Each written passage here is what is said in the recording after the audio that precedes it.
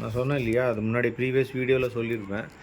இந்த ஃபேமஸ் கம்பெனியோட ஸ்டெபிலைசரில் பார்த்தீங்கன்னா ஒரு display unit, low voltage high voltage காமிக்கிற அந்த யூனிட் அதுதான் இங்கே இருக்கும். Low voltage high voltage display மட்டும்தான் காமிக்கும். அண்ட் தென் பார்த்தீங்கன்னா ஒரு காயிலு, இதுதான் அந்த டிஸ்ட்ரிபியூஷன். இதில் பவரை எப்படி இருக்குது, இதில் ஒரு ஃபியூஸ் கூட இல்லை. அந்த ஹை வோல்டேஜ் வந்தால் மழை காலங்களில் இது ஏசி எந்த அளவுக்கு ப்ரொடெக்ட் பண்ணும் பாருங்கள். எப்படிலாம் மக்களை ஏமாத்துறாங்க பாருங்கள்.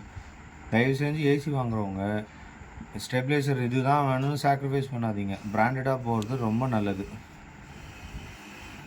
இதில் என்ன ஸ்டெபிலைசர் இருக்குது, இதில் எப்படி ஃபியூஸ் இருக்கும், திடீர்னு மழை வந்துருச்சுன்னா, திடீர்னு இடி இடிச்சுதுன்னா இது எங்கேருந்து ப்ரொடெக்ட் பண்ணும்.